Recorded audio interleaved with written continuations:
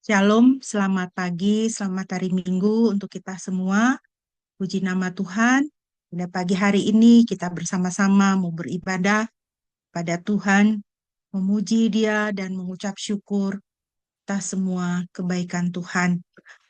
Mari kita bersama-sama mengawali ibadah kita pada pagi hari ini dengan menaikkan pujian dalam Roh Yesus Kristus. Kita dipersatukan.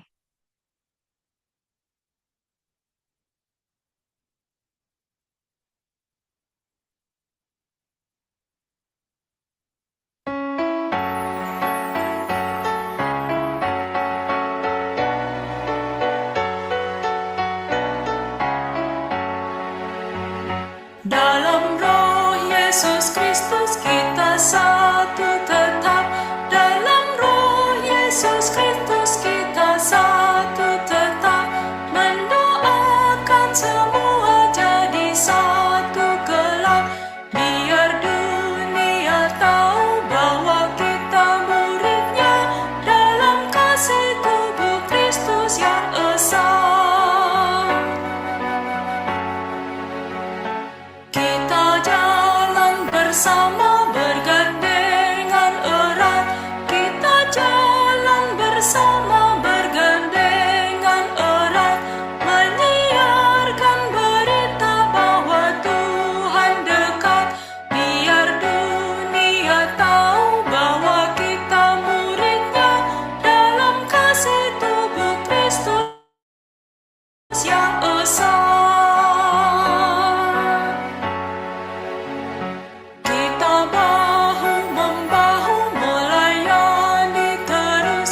Kita bahu-membahu melayani terus. Kita saling membela dalam kasih kudus. Biar dunia tahu bahwa kita muridnya. Dalam kasih tubuh Kristus yang esa.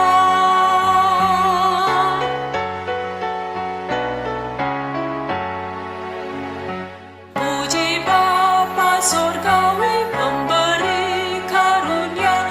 Puji Bapa Surgawi pemberi karunia. Puji Roh pemersatu dalam kasih Bapa. Biar dunia tahu bahwa kita muridnya. Dalam kasih tubuh Kristus yang esa.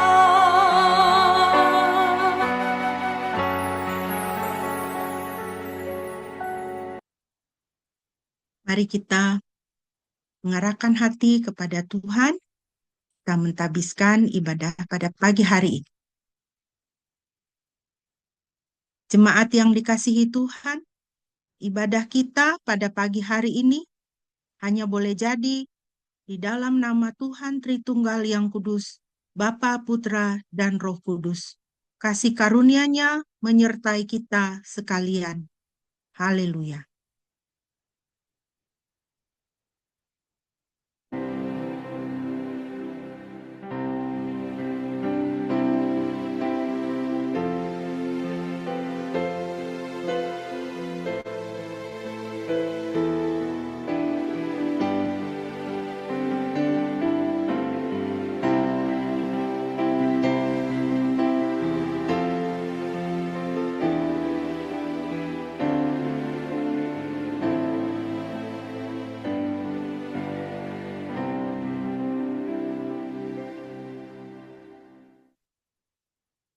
Nats pembimbing kita pada pagi hari ini terambil dari Injil Yohanes pasal 16 ayat 13 dan ayatnya yang ke-14. Injil Yohanes pasal 16 ayat 13 dan 14. Demikianlah firman Tuhan. Namun jika roh kebenaran itu datang, dia akan memimpin kamu ke dalam seluruh kebenaran. Karena dia tidak akan berbicara dari dirinya sendiri, melainkan dari apa yang telah didengarnya.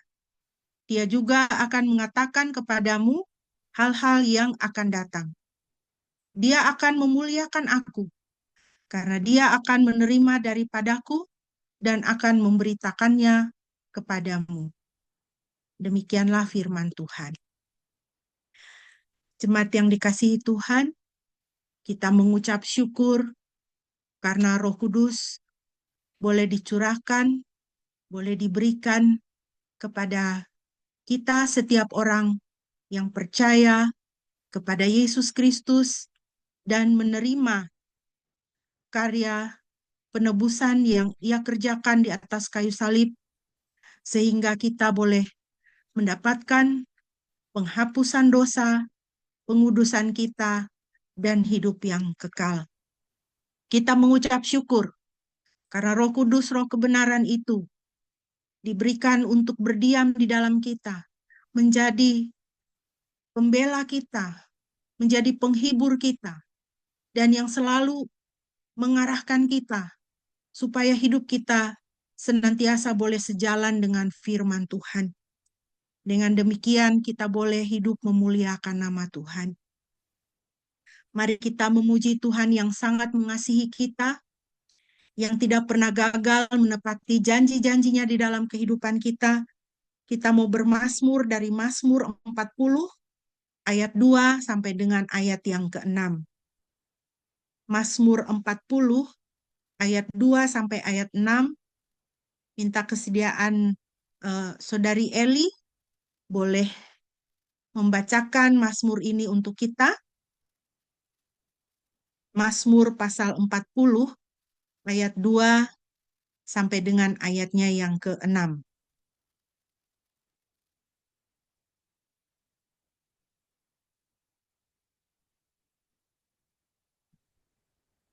Mazmur 40 pasal 2 sampai 6. Sesungguhnya aku menanti-nantikan Yahweh, dan Dia melihat kepadaku dan mendengar seruanku. Dia mengangkat aku dari lubang kebinasaan, dari lumpur yang menjijikkan, dan Dia menempatkan kakiku di atas bukit cadas. Dia menetapkan langkahku, dan Dia memberikan nyanyian baru dalam mulutku, suatu pujian bagi Elohim kita. Banyak orang akan melihat dan menjadi takut, lalu percaya kepada Yahweh. Berbahagialah orang yang menjadikan Yahweh sebagai sandarannya, dan tidak berbalik pada kesombongan ataupun kepada pendusta. Berlimpah-limpah, ya Yahweh Elohimku, perbuatan-perbuatanmu yang ajaib, yang kau lakukan, dan rancanganmu terhadap kami. Tidak seorang pun yang dapat menyamai engkau. Aku akan memberitakan dan mengatakannya, terlalu besar jumlahnya untuk dihitung. Amin. Puji nama Tuhan, terima kasih. Ya, biarlah kita senantiasa ingat akan kasih setia Tuhan di dalam kehidupan kita. Kita akan merenungkan firman Tuhan. Mari kita akan mempersiapkan diri. Kita menaikkan pujian Roh Kudus tetap teguh.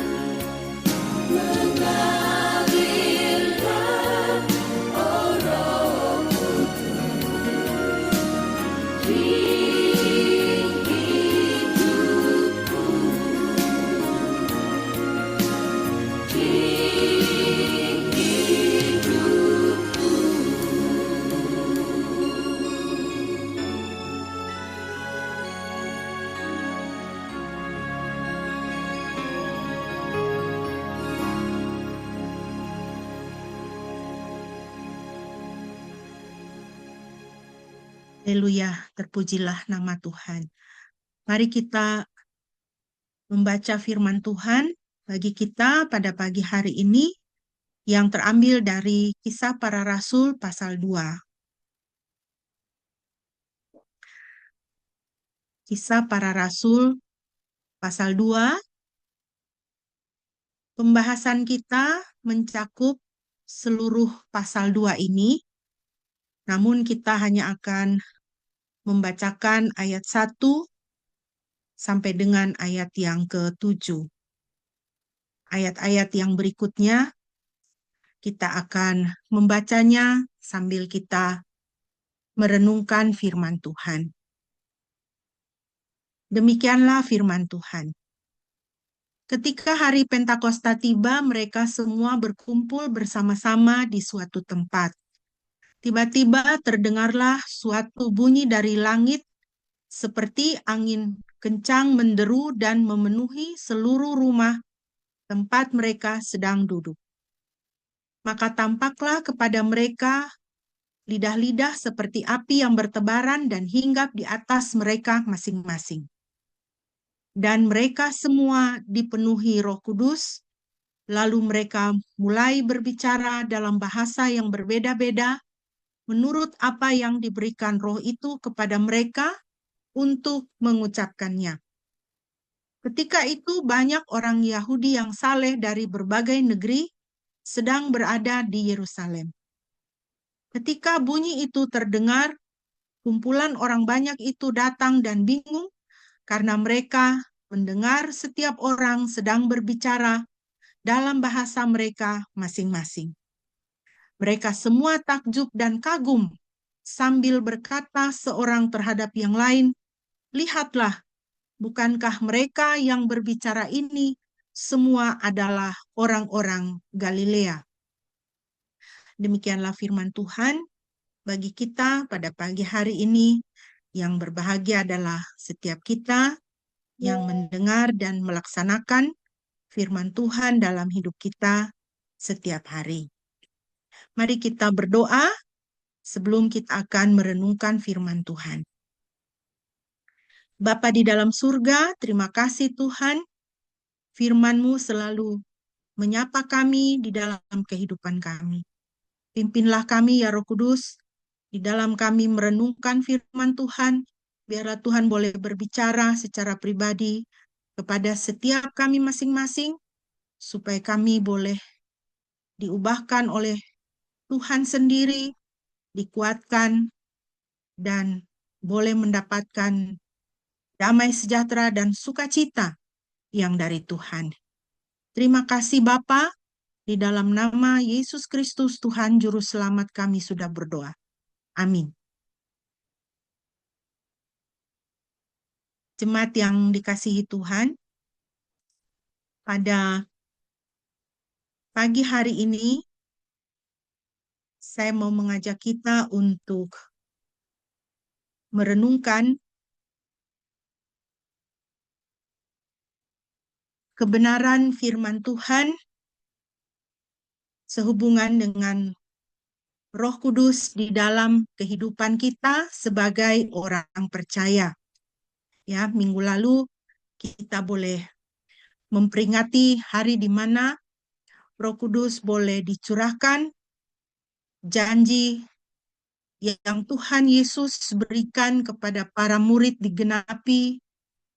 Roh Kudus adalah janji Bapa bagi orang-orang yang percaya kepada Yesus Kristus Tuhan dan Juru Selamat.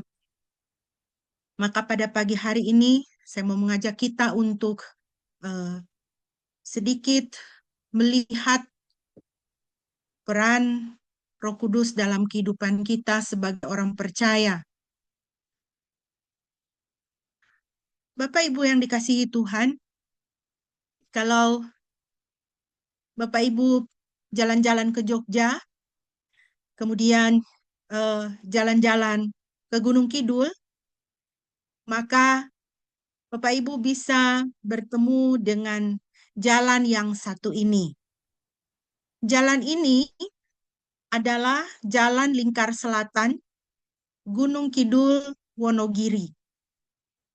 Dan foto ini walaupun diambil oleh pemilik Instagram dan yang menguploadnya itu pada tahun 2021, tetapi jalan ini masih viral sampai dengan sekarang oleh karena memiliki pemandangan yang indah.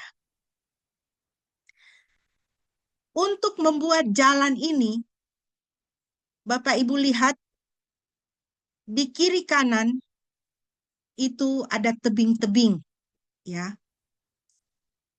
Jalan ini tidak tiba-tiba ada. Jalan ini bisa ada, bisa dibangun karena tebing-tebing ini di kiri kanan jalan ini dulunya adalah atau awalnya adalah gunung, ya, atau bukit lah. Bagaimana supaya jalan ini bisa ada? Maka bukit ini dibelah. Bagaimana caranya bukit ini dibelah? Tentu bukan dengan digali. Ya. Mau berapa lama menggalinya? Salah satu bahan yang digunakan untuk membelah bukit ini sehingga bisa membangun jalan dan memiliki pemandangan yang indah seperti ini adalah dengan diledakkan. Jadi bukit ini dibelah dengan diledakkan. Dan bahan peledaknya adalah dinamit. Bayangkan ya, daerah Gunung Kidul itu adalah daerah yang berbatu-batu dan batu karang. Maka tidak ada cara lain untuk membelah bukit-bukit ini hanya dengan meledakkannya. Berarti bahan peledak ini, dinamit ini yang digunakan ini mempunyai kekuatan yang luar biasa sehingga bisa membelah bukit-bukit yang kita lihat pada gambar ini. Bapak Ibu yang dikasihi Tuhan, dinamit adalah suatu bahan peledak yang memiliki kekuatan daya ledak yang luar biasa. Dan dinamit ini ditemukan oleh seorang yang bernama Alfred Nobel. Beliau adalah seorang ahli kimia, seorang bisnismen, seorang ilmuwan dunia yang sangat terkenal yang berasal dari Swedia. Dan nama beliau dipakai sebagai atau untuk menjadi sebuah penghargaan perdamaian, yaitu penghargaan Nobel Award. Ya. Bapak Ibu yang dikasihi Tuhan, di dalam Alkitab Tuhan Yesus memakai kata dunamis untuk mengatakan atau untuk yang diterjemahkan ke dalam bahasa Indonesia dengan kuasa. Jadi dinamit yang kita lihat tadi itu diambil dari kata bahasa Yunani yaitu dunamis. Artinya kuasa atau kekuatan yang sangat hebat, yang sangat luar biasa, yang sangat dahsyat. Di dalam Kisah Para Rasul Tuhan Yesus memakai kata ini, ayat 8. Tetapi kamu akan menerima kuasa, dunamis, kuasa, kekuatan yang sangat besar, yang sangat dahsyat. Kalau Roh Kudus turun ke atas kamu, dan kamu akan menjadi saksiku di Yerusalem dan di seluruh Yudea dan Samaria dan sampai ke ujung bumi. Saudara, kita mengucap syukur di dalam kehidupan kita sebagai orang percaya kepada Kristus. Ya, Roh Kudus telah dicurahkan untuk berdiam di dalam kita, untuk tinggal di dalam kita bersama-sama dengan kita. Dan Roh Kudus ini dengan kuasanya yang dinamis, yang sangat dahsyat, yang sangat besar, akan berkarya, berperkara di dalam kehidupan kita orang percaya. Perkara-perkara besar, perkara-perkara sorgawi yang Tuhan percayakan kepada kita, kita akan bisa melakukannya. Di dalam Kisah Rasul 1 ayat 8, Tuhan Yesus katakan, kamu akan menjadi saksiku. Dengan kekuatan kuasa Roh Kudus, kita bisa menjadi saksi-saksi bagi Kristus. Mulai dari Yerusalem sampai ke ujung-ujung bumi. Mulai dari lingkungan kita sampai ke ujung-ujung bumi. Tuhan memberikan mandat yang luar biasa ini. Mandat yang mengagungkan nama Tuhan ini. Untuk kita kerjakan. Dan kita bisa melakukannya. Apa yang surga perintahkan kepada kita, kita bisa melakukannya. Karena Roh Kudus ada di dalam kehidupan kita. Dengan kuat kuasanya, dinamis kekuatannya yang luar biasa, maha dahsyat. Ada 3 hal yang kita akan lihat di dalam pembahasan kita, dalam Kisah Rasul pasal 2 pada pagi hari ini. Apa yang Roh Kudus kerjakan di dalam kehidupan kita. Yang pertama, Bapak Ibu yang dikasihi Tuhan, Roh Kudus memampukan Anda melakukan pekerjaan kerajaan sorga. Kisah 2 ayat 38. Petrus menjawab, bertobatlah dan hendaklah kamu masing-masing dibaptiskan dalam nama Yesus Kristus untuk penghapusan dosamu, dan kamu akan menerima karunia Roh Kudus.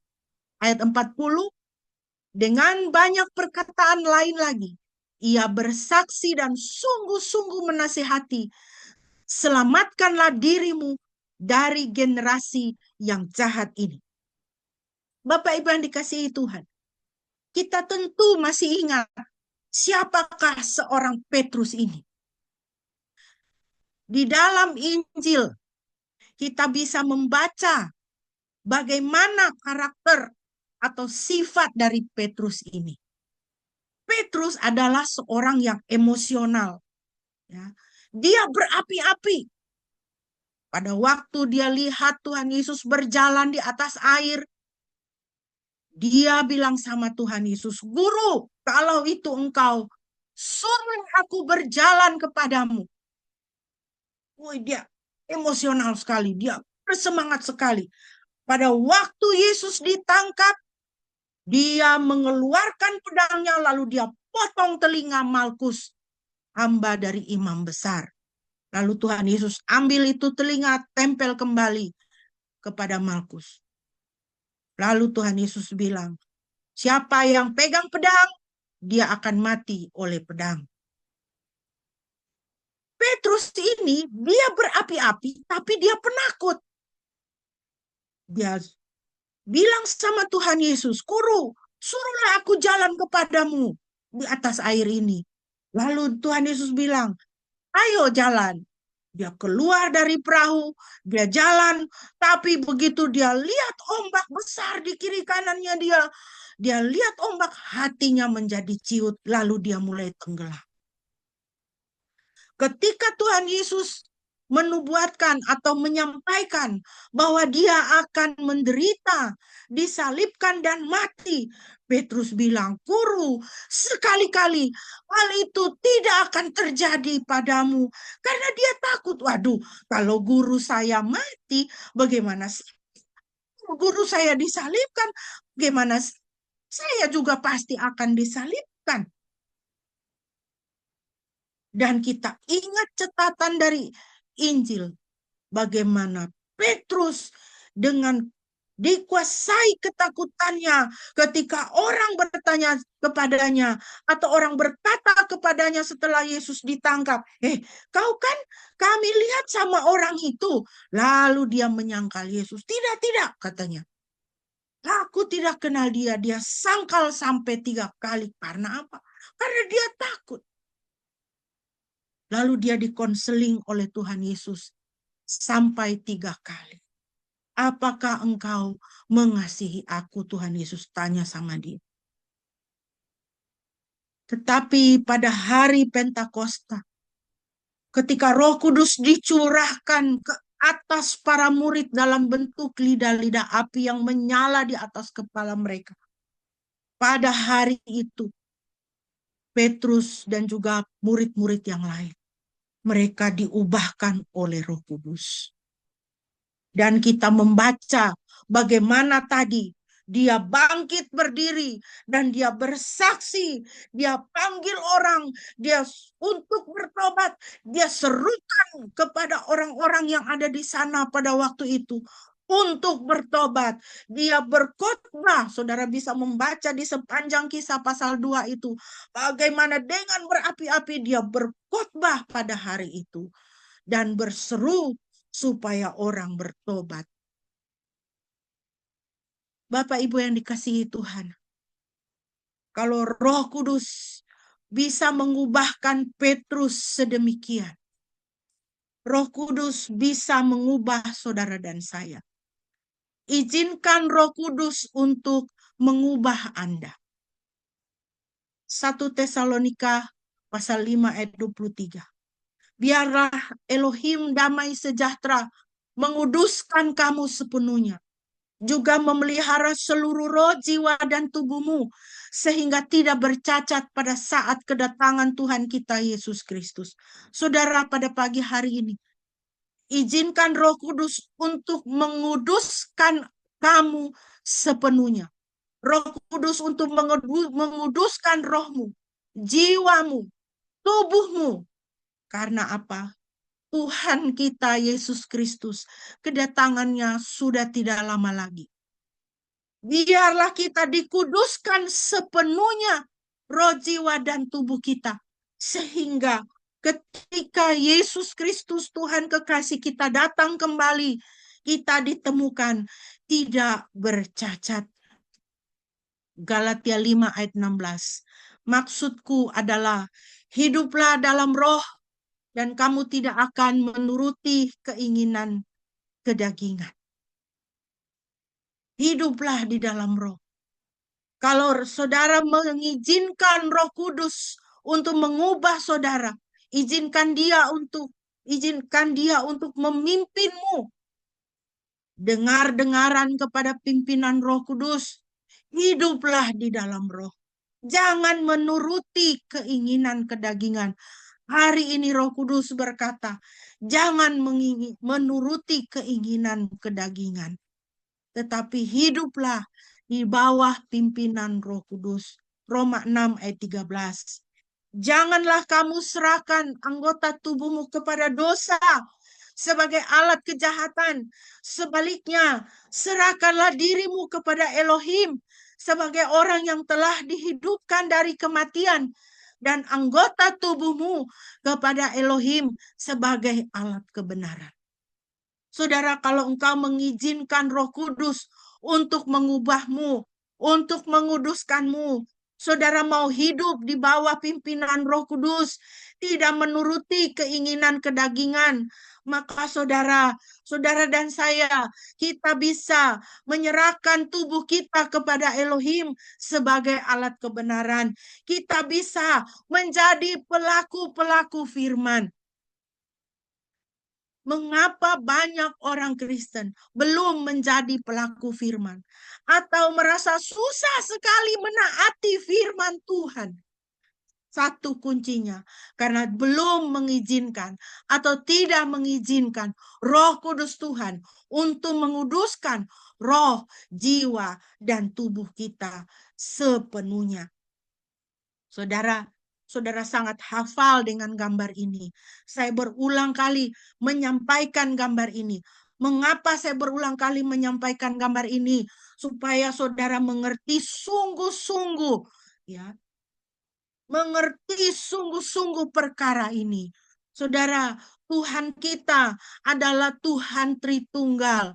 Dia menciptakan kita sesuai dengan gambar dirinya. Dia menciptakan kita sesuai dengan citra dirinya yang adalah Tuhan Tritunggal. Maka kita adalah makhluk Tritunggal. Spirit, roh, soul, jiwa, body, tubuh, roh, jiwa, dan tubuh. Kita ini Tritunggal Mini. Jadi jangan lagi ada orang-orang yang memperkarakan Tritunggalnya Tuhan. Tuhan kok tiga, tiga tapi satu, satu tapi tiga. Tidak perlu. Itu hanya persoalan bodoh yang dicari-cari orang yang tidak mengenal Yesus Kristus, yang tidak mengenal Tuhan yang sejati. Lihat kepada diri kita sendiri. Alkitab mengajarkan kepada kita, kita adalah Tritunggal Mini, gambar daripada Tuhan yang menciptakan kita sesuai dengan gambar dirinya. Kita terdiri dari roh, jiwa, dan tubuh. Spirit, ya. Roh Kudus mesti berdiam di dalam roh manusia kita ini. Menguduskan kita mulai dari roh manusia kita ini. Di dalam roh kita ini, spirit kita ini. Mesti Roh Kudus Tuhan yang bertahta di situ, bukan roh yang lain-lain, ya. Bukan roh kepahitan, roh takut cemas khawatir, roh iri hati dan dengki, roh tidak mengampuni, roh penolakan, roh tidak mengasihi. Tidak boleh ada roh-roh lain, spirit-spirit yang lain yang bertahta di sini. Kalau Roh Kudus Tuhan yang bertahta di spirit kita, di roh manusia kita, maka roh manusia kita ini akan dikuduskan oleh Tuhan. Proses pengudusan kita terjadi pertama-tama di sini, di roh manusia kita, di spirit kita ini. Karena roh kita ini berasal dari Tuhan. Firman Tuhan katakan, ya, debu kembali kepada debu, roh kembali kepada Tuhan yang mengaruniakannya. Roh kita ini asalnya dari Tuhan. Tuhan memberikan rohnya supaya kita menjadi makhluk hidup. Kita hidup karena roh Tuhan menghidupkan kita. Kemudian kita memiliki jiwa, soul, ya, personality, kepribadian kita. Soul ini jiwa kita. Bagaimana kita bisa lihat jiwa kita? Jiwa kita terlihat dari pemikiran kita, thinking, ya, reasoning, bernalar, berpikir. Jiwa kita terlihat dari will kita, kehendak kita, pilihan-pilihan yang kita ambil. Dan jiwa kita bisa lihat dari perasaan kita, emosi kita. Dari emosi kita. Kalau roh manusia kita dikuduskan oleh Roh Kudus, jiwa kita akan menjadi kudus.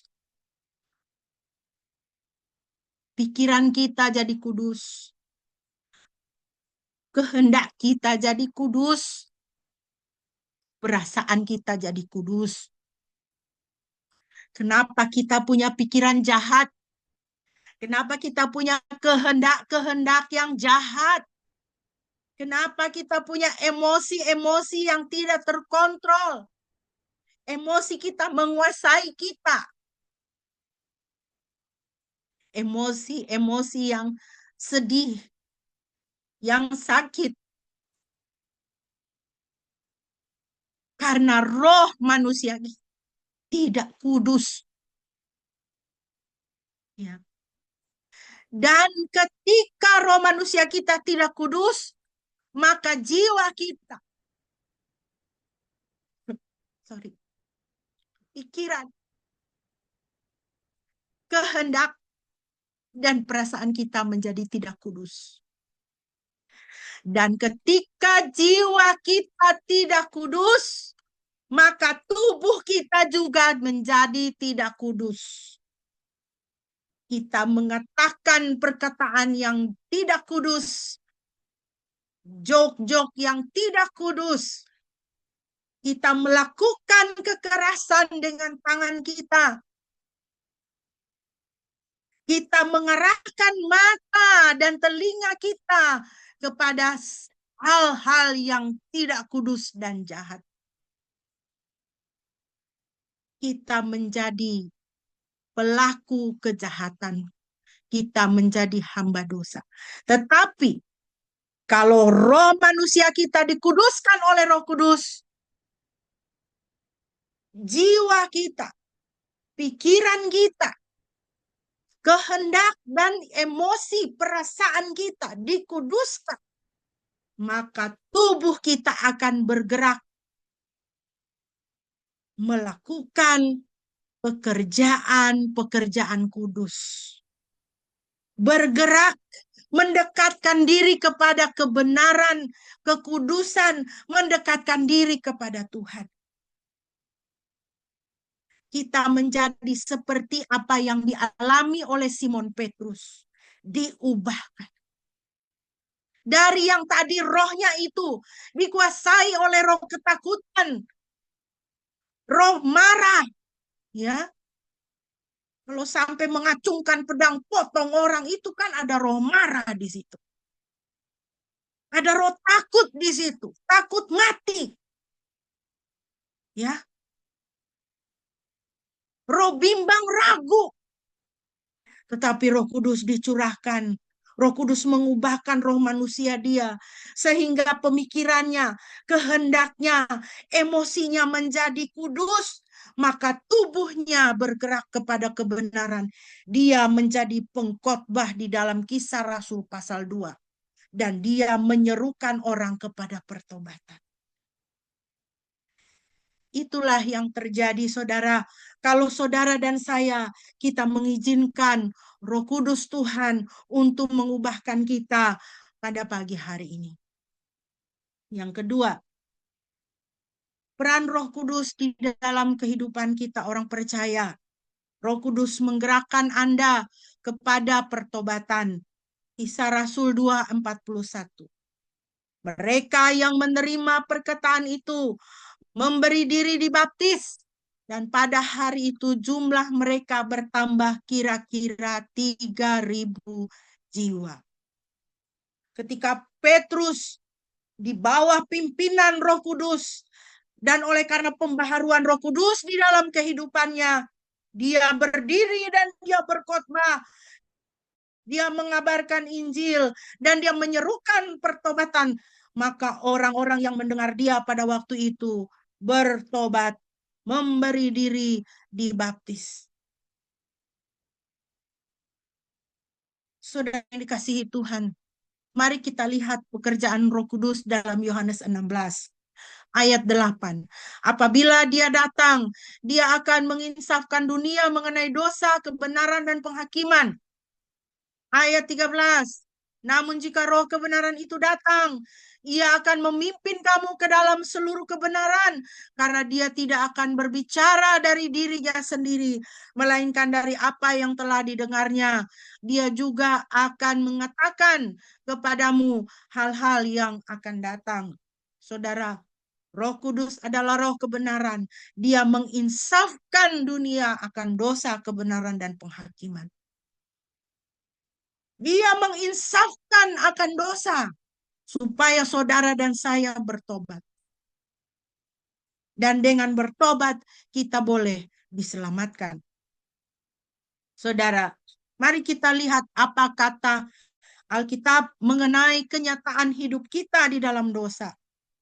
Mazmur 107 ayat 10-11. Seperti duduk dalam kegelapan dan bayang-bayang maut, menjadi terikat dalam penderitaan dan belenggu, sebab mereka memberontak terhadap firman Elohim dan merendahkan nasihat dari yang maha tinggi. Saudara, kalau engkau hidup di dalam dosa, engkau hidup di dalam kecanduan, kecanduan kerja, kecanduan alkohol, kecanduan pornografi, kecanduan game, kecanduan rokok.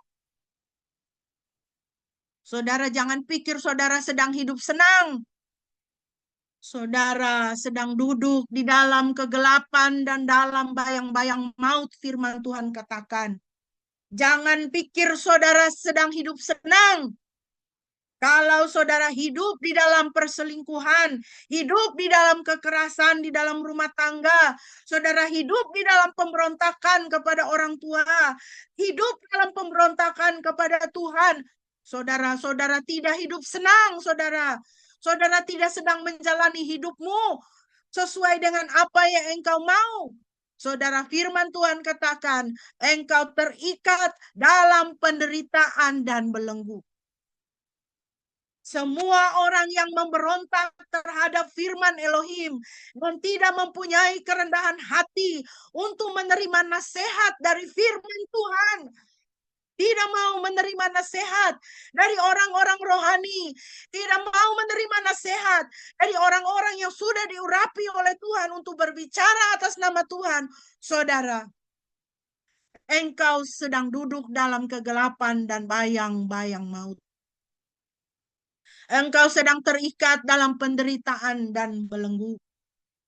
Kalau saudara pelihara kepahitan, saudara pelihara takut, cemas, khawatir, saudara pelihara iri hati dan dengki, saudara pelihara penolakan,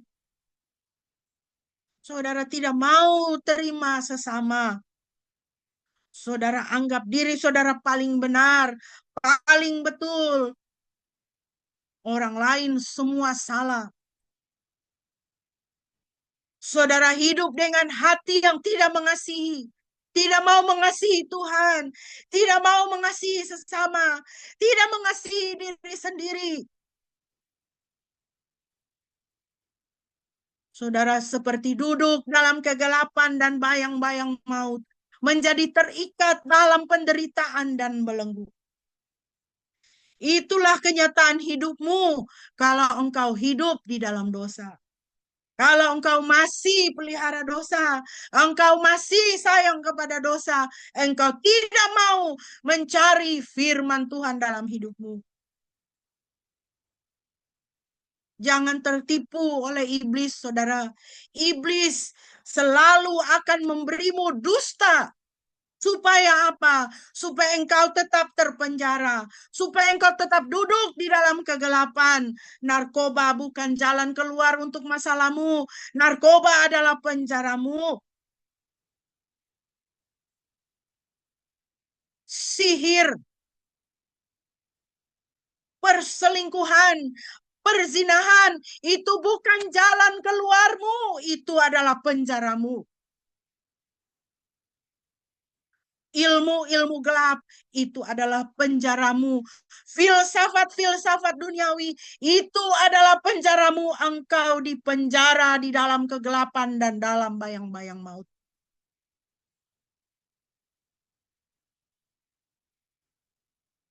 Saudara, pada pagi hari ini Tuhan mau mengatakan, mau mengingatkan kepada kita kembali bahwa Kristus Yesus sudah menang. Dia sudah bangkit mengalahkan maut. Iblis sudah dikalahkan. Yesus di atas kayu salib berkata, tetelestai, sudah selesai. Kolose 2 ayat 14-15 firman Tuhan mengatakan, Dia telah menghapus surat hutang yang menuntut dan mengancam kita dengan segala ketentuan yang berat.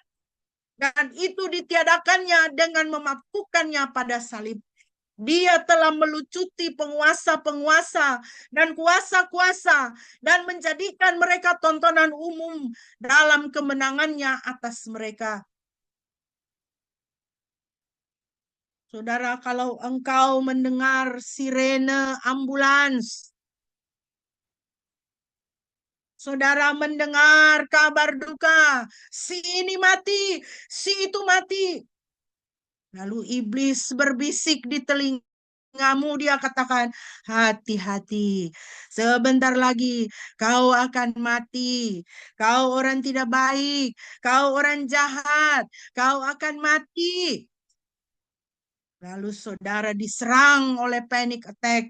Saudara takut mati. Saudara tidak bisa keluar rumah karena saudara takut mati. Saudara tidak bisa makan ini, makan itu karena saudara takut mati. Saudara, ucapkan firman Tuhan ini. Dia, Yesus Kristus, telah melucuti penguasa-penguasa dan kuasa-kuasa takut, cemas, khawatir sudah dilucuti oleh Tuhan Yesus. Sudah dipakukan di salib. Pergi kau, roh takut, cemas, khawatir. Saudara, ketika iblis berbisik di telingamu, enak saja kau ampuni dia ya. Kau tidak ingat betapa sakit kau dia bikin. Kemarin kau sudah mengampuni dia. Lihat, hari ini dia bikin kau sakit hati ulang. Sekarang kau mau kasih pengampunan lagi sama dia. Kau kasih mutiara sama babi. Nggak usah diampuni. Katakan kepada iblis, hai roh kepahitan, hai roh dendam kemarahan, engkau sudah dipaku oleh Yesus Kristus di atas kayu salib. Ketika saudaramu beli motor baru, beli rumah baru, beli kulkas baru, lalu iblis berbisik di telingamu, hei kau dari dulu begini-begini aja. Lihat itu, tetanggamu beli kulkas baru. Lihat itu, tetanggamu beli motor baru. Kau beli apa? Kau bisanya apa? Saudara katakan kepada iblis, hai roh iri hati, pergi engkau dari hadapanku, pergi engkau dari pikiranku, engkau sudah dipaku Yesus di atas kayu salib. Saudara, orang percaya harus memproklamirkan bahwa kemenangan Yesus. Yesus sampai turun ke dunia orang mati untuk memproklamirkan kemenangan dia. Kenapa saudara masih pelihara dosa? Lalu saudara masih membiarkan diri hidup di penjara? Berilah dirimu untuk bertobat dan engkau akan diselamatkan. Yang ketiga, yang terakhir, peran Roh Kudus di dalam kehidupan orang percaya. Roh Kudus melahirkan gereja dan menggerakkan Anda untuk bersekutu dengan saudara seiman. Kisah 2:42 dan 46. Dan mereka terus bertekun dalam pengajaran para rasul, dalam persekutuan, dalam perjamuan Tuhan, dan dalam doa. Setiap hari mereka bertekun dengan sehati untuk berkumpul di bait suci. Mereka melakukan perjamuan dengan memecahkan roti dari rumah ke rumah dan dengan gembira dan tulus hati. Mereka makan bersama-sama. Puji nama Tuhan. Saudara, mari kita lihat pekerjaan Roh Kudus. Yohanes 14 ayat 6. Namun penghibur, yakni Roh Kudus, yang akan diutus Bapa dalam namaku, dia akan mengajar dan mengingatkan kamu mengenai segala sesuatu yang telah kukatakan kepadamu. Saudara, kalau Roh Kudus ada di dalam hidup kita, Yesus mengatakan, dia akan mengajar dan mengingatkan kamu mengenai segala sesuatu yang telah kukatakan kepadamu. Dia akan mendorong kita untuk semakin dekat dengan firman Tuhan. Dia akan mendorong kita untuk senang bersekutu, senang bergereja. Dia akan membuat kita jatuh cinta berapi-api kepada firman Tuhan. Saudara, apakah kita mempunyai kerinduan kepada firman dan kepada bergereja? Mari kita bertanya kepada diri kita masing-masing. Baik saudara sebagai jemaat maupun saya sebagai hamba Tuhan. Apakah kita mempunyai kerinduan kepada firman? Kalau kita tidak suka baca Alkitab, ya, itu satu tanda jelas Roh Kudus belum berkuasa di dalam roh kita. Orang Kristen, Roh Kudus di dalam dirinya, ia akan rindu untuk membaca firman, membaca Alkitab. Apakah kita buka Alkitab hanya hari Minggu? Apakah kita punya waktu di dalam sehari kita membaca firman Tuhan? Apakah kita mempunyai kerinduan untuk bergereja, bersekutu seperti ini? Sedih sekali kalau kita melihat kenyataan orang Kristen tidak suka baca Alkitab, tidak tertarik baca Alkitab, bahkan tidak ke gereja. Gereja ini sekarang sudah begitu luar biasa. Gereja sekarang, saudara, di zaman teknologi ini, ya, itu luar biasa. Sungguh apa yang dikatakan oleh firman Tuhan. Gereja itu orangnya. Gereja bahkan mendatangi saudara dan saya. Dengan cara online seperti ini, saudara di rumah, gereja mendatangi Anda. Tinggal tekan tombol link Zoom, saudara langsung bertemu dengan saudara-saudara yang lain. Tetapi untuk menekan tombol link Zoom untuk ibadah pun, kita sudah tidak mau, tidak tertarik. Untuk menggerakkan jari kita ini, kita sudah tidak mau. Malas. Lebih senang kita tekan apa? Tekan remote TV, tombol remote TV.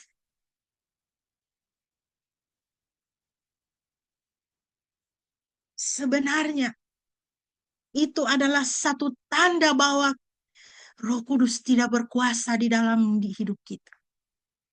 Jangan-jangan belum ada Roh Kudus di dalam roh kita. Ya, kita jadi Kristen KTP. Roh Kudus tidak ada tempat di dalam roh manusia kita. Kita Kristen karena orang tua Kristen.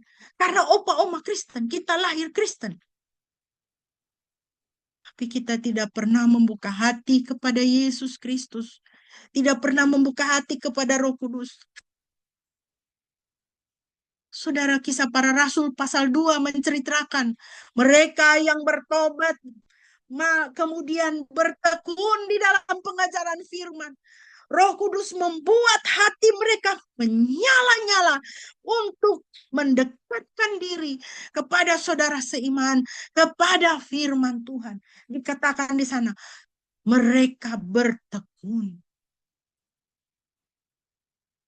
Firman itu bukan hanya dibaca sekali-sekali, mereka bertekun di dalam firman. Mereka bertekun di dalam pengajaran para rasul. Saudara, gambar yang saudara lihat ini adalah hamba Tuhan Rabbi Joseph Sulam. Saya beberapa waktu yang lalu mendapat kesempatan untuk menerjemahkan beliau. Di dalam kesempatan lain, ketika rakor gembala sinode kita di Jakarta akhir Maret yang lalu, beliau juga menyampaikan renungan. Dan satu perkataan beliau untuk mengingatkan gereja-gereja Tuhan di zaman modern ini. Bahwa gereja modern ternyata lebih memperhatikan bangunannya, alih-alih orangnya. Kita sibuk mendandani gereja. dengan segala peralatan yang canggih. Kita sibuk mendandani gereja dengan acara-acara yang menarik supaya orang datang ke gereja. Kita sibuk mendandani gereja dengan kegiatan-kegiatan supaya ada laporan yang bisa ditulis kepada sinode. Tetapi kita tidak memperhatikan orang. Apakah orang yang ada di dalam gereja mempunyai kerinduan kepada firman? Apakah orang datang ke gereja untuk mencari Tuhan? Cari Tuhan atau mencari tontonan? Kita harus mengevaluasi diri, Bapak Ibu yang dikasihi Tuhan. Apakah gereja orang Kristen hari-hari ini mencari tuntunan firman Tuhan? Kita ke gereja cari tuntunan atau cari tontonan? Sehingga ketika kita pulang dari gereja, kita selesai beribadah, yang kita ingat itu firman Tuhan. Firman Tuhan, hari ini saya ke gereja, hari ini saya beribadah, saya diubahkan oleh Tuhan. Kita pulang menjadi orang yang diubahkan. Jangan kita pulang dari ibadah, lalu kita menceritakan, waduh tadi ibadahnya luar biasa. Ada drama, ada kor, ada pentas, ada ini, ada itu. Dekorasinya luar biasa. Pendetanya luar biasa, lucu. Itu yang kita ingat. Tadi khotbahnya apa? Aduh, lupa. Saudara, kalau hidup kekristenan kita seperti ini, saudara, ini sangat memprihatinkan. Artinya apa? Roh Kudus tidak berperkara, tidak berkarya di dalam kehidupan kita pribadi dan kehidupan kita bergereja. Jika demikian adanya, maka pekerjaan kerajaan surga tidak akan dinyatakan di dalam dunia ini. Tidak heran banyak orang tidak datang kepada Yesus. Petrus yang diubahkan Roh Kudus, dia tampil, dia mengabarkan Injil kerajaan surga, dan orang-orang pada hari itu 3.000 orang bertobat, diselamatkan. Hari itu gereja dilahirkan.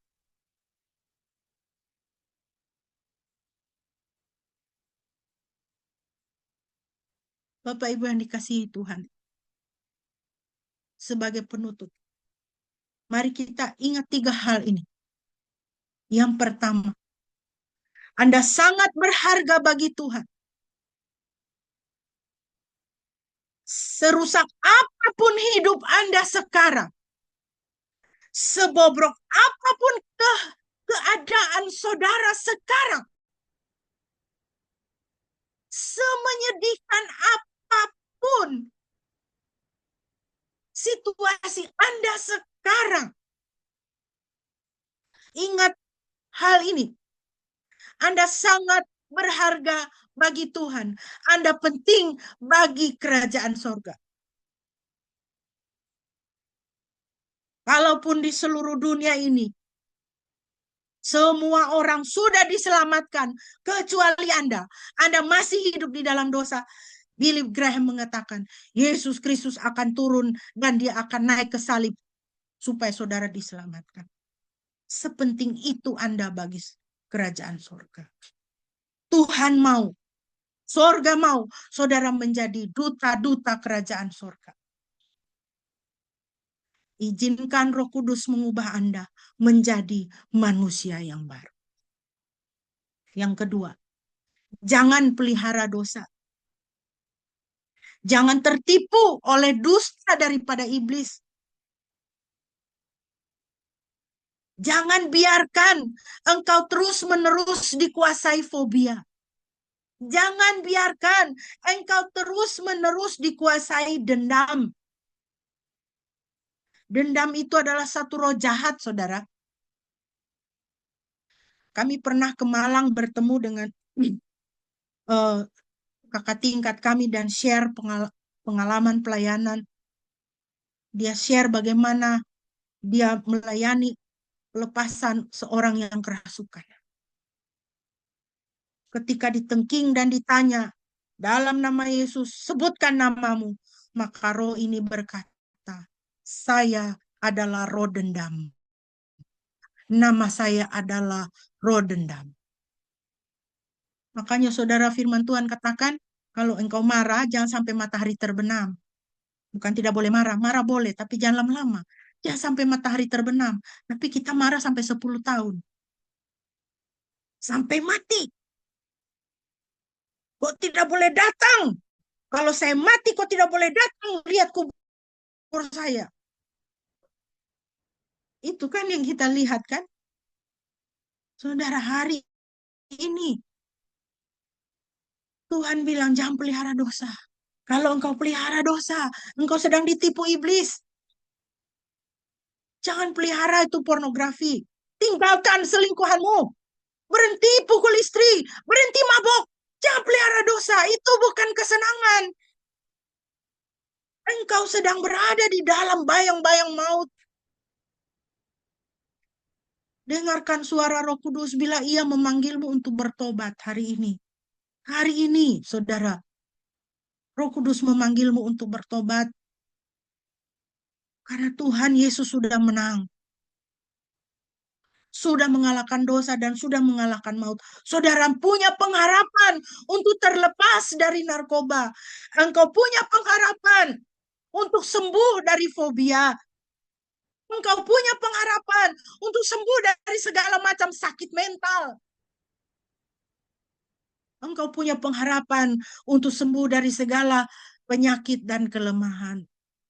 Bertobatlah. Yang ketiga, izinkan Roh Kudus mengobarkan cinta kasih Anda kepada firman Tuhan dan kehidupan Anda bergereja. Undang Roh Kudus untuk masuk ke dalam hidupmu, tinggal di dalam dirimu, supaya ada cinta kasih yang dikobarkan. Semakin cinta kepada Tuhan, kita cinta kepada Tuhan, cinta kepada firman Tuhan, cinta kepada kehidupan bergereja. Jangan pergi beribadah asal-asal.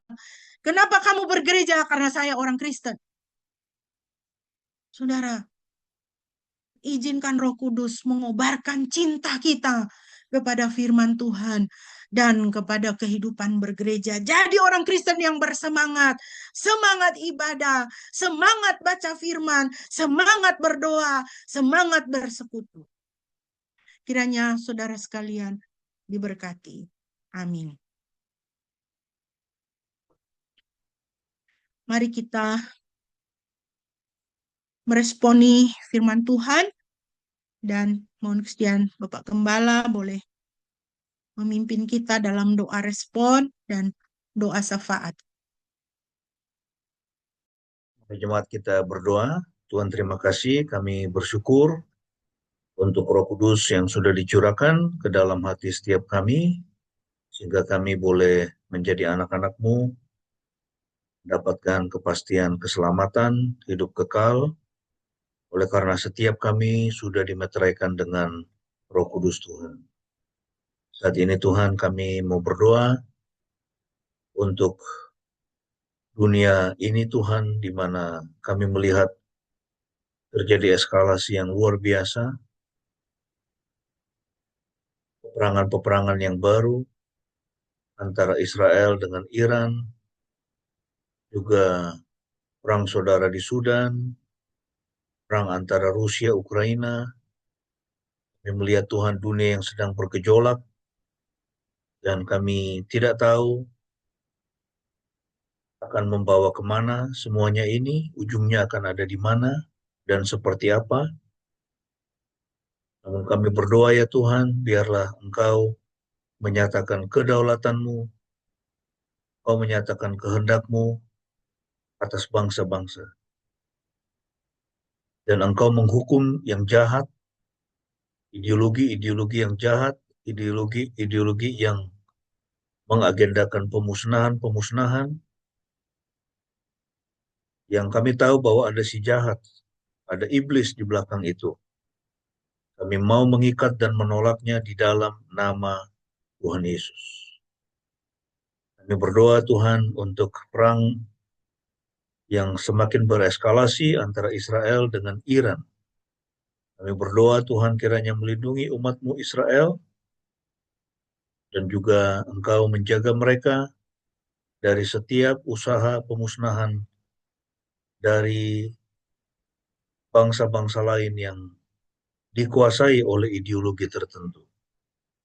Dan kami berdoa supaya rakyat Iran juga, khususnya mereka yang merindukan demokrasi, merindukan kebebasan, mereka sendiri kiranya Tuhan Engkau pimpin dan gerakkan, sehingga mereka bisa memimpin di negara mereka ya Tuhan, yang selama ini terjadi penindasan-penindasan yang sedemikian masif, khususnya bagi gereja-gereja Tuhan. Dan kami berdoa supaya perdamaian boleh tercipta di Timur Tengah. Kami serahkan bangsa-bangsa yang ada di wilayah ini ke dalam tangan-Mu. Kami juga mau berdoa saat ini Tuhan untuk penginjilan, usaha-usaha penginjilan, para misionari yang melayani di setiap negara, juga mereka yang khususnya melayani suku-suku yang terasing, suku-suku yang masih diabaikan. Untuk setiap usaha penjangkauan suku-suku ini, kami berdoa Tuhan kiranya memberkati pelayanan di antara suku-suku yang terasing. Kami mau berdoa supaya gereja Tuhan diingatkan, gereja Tuhan disadarkan bahwa yang Tuhan inginkan bukan membangun gedung-gedung gereja yang megah, karena semuanya itu tidak ada artinya kalau hati manusia jauh daripada-Mu. Yang Engkau inginkan adalah hati kami, supaya hati kami tetap melekat kepada Tuhan, dan kami melakukan perintah-Mu. Karena bait suci sesungguhnya adalah diri kami sendiri. Setiap orang adalah bait Tuhan. Bukan gedung, bukan organisasi gereja, tetapi setiap orang, setiap manusia yang diciptakan serupa dan segambar dengan Tuhan. Engkau rindu Roh-Mu boleh berdiam di dalam hati setiap orang. Karena setiap manusia yang Kau ciptakan itulah gereja. Itulah tempat ibadah yang sejati. Terima kasih Tuhan, meteraikan kebenaran firman-Mu yang kami dengar pada pagi hari ini. Biarlah kami setiap anak-anak-Mu hidup di dalam kebenaran, di dalam keadilan, dan juga di dalam kekudusan. Kami mau memberkati pemerintah kami, berilah hikmat. Khususnya saat ini kami membaca angka kemiskinan yang sedemikian tinggi. 68% menurut Bank Dunia. Orang Indonesia hidup miskin. Kami berdoa, biarlah Engkau memberi hikmat. Tuhan berikan hikmat kepada pemerintah kami untuk menciptakan sebanyak mungkin lapangan pekerjaan, karena itu yang dibutuhkan sekarang. Karena begitu banyak orang menganggur, orang tidak punya pekerjaan, tidak punya penghasilan. Tuhan kiranya beri hikmat bagi pemerintah kami untuk dapat menemukan strategi yang paling tepat. Bagaimana supaya kekayaan bangsa yang sedemikian besar, sedemikian banyak ini bisa didistribusikan kepada setiap orang. Tidak hanya para oligark, dan juga tidak hanya untuk para penguasa, tidak hanya untuk aparat-aparat hukum, aparat keamanan, tapi biarlah Tuhan lapisan yang paling bawah dan terabaikan dari bangsa Indonesia, semuanya boleh diperhatikan, semuanya mendapatkan kesejahteraan. Berkati bangsa kami, dan juga setiap kami di dalam pergumulan kami masing-masing. Kiranya Tuhan tolong kalau ada yang sakit, masih dalam proses pemulihan kesehatan, Tuhan menjamah setiap bagian tubuh kami, dan Tuhan menyembuhkan dengan sempurna.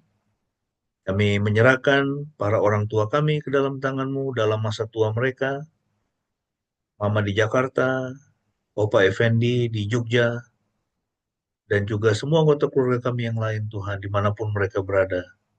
Kiranya Tuhan Engkau melawat mereka satu persatu, memberkati dan memberikan damai sejahtera dan sukacita di dalam kehidupan mereka.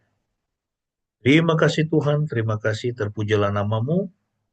Kami alaskan doa ini dengan doa Bapa kami sebagaimana yang Tuhan Yesus sudah ajarkan kepada kami. Mari kita naikkan bersama-sama. Bapa kami yang di surga, Bapa kami yang di surga, dikuduskanlah nama-Mu, datanglah kerajaan-Mu, jadilah kehendak-Mu di bumi seperti di surga.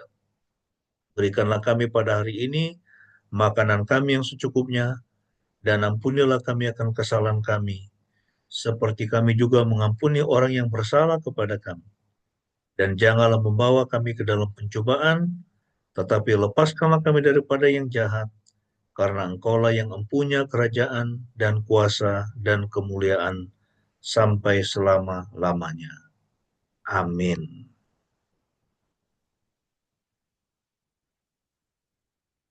Jemaat yang dikasihi Tuhan, mari kita bersama-sama mengucapkan pengakuan iman kita di hadapan Tuhan dan sesama.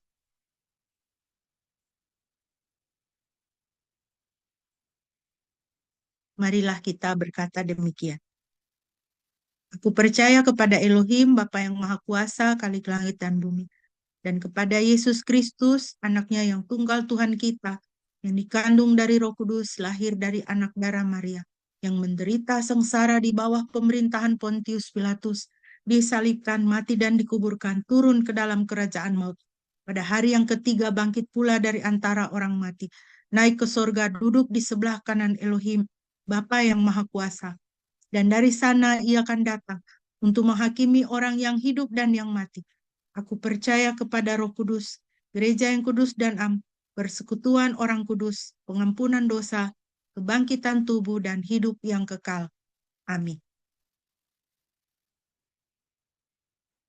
Mari kita akan mengakhiri ibadah kita pada pagi hari ini. Dan sebelum kita akan menerima berkat, mari kita kembali memuji Tuhan. Kita minta Roh Kudus pimpin dan pegang tangan kita.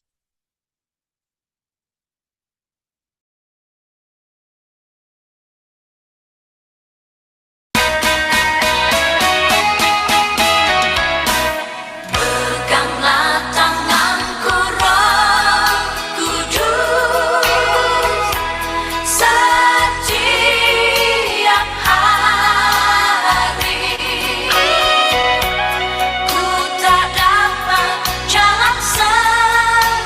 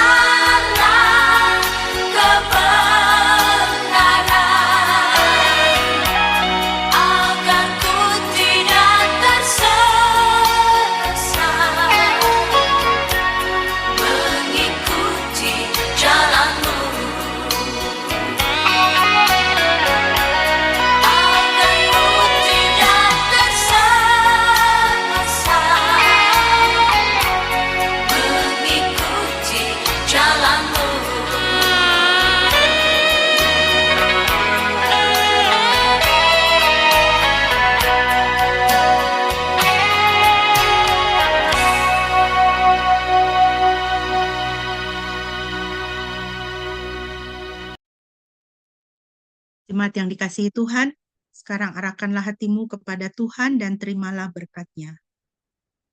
Yahweh memberkati engkau dan memelihara engkau. Yahweh membuat wajah-Nya bersinar atasmu dan memberi engkau anugerah. Yahweh mengarahkan wajah-Nya kepadamu dan memberi engkau damai sejahtera. Pujilah Kalik semesta.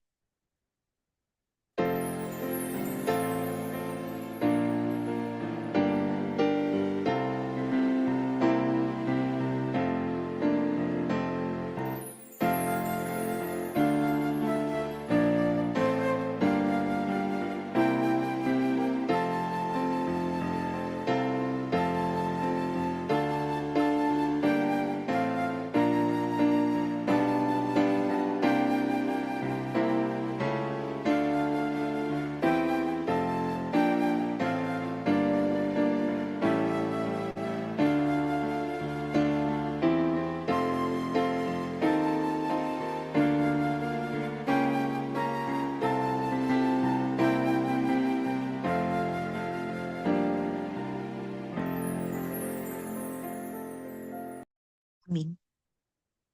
Mari kita bersaat teduh.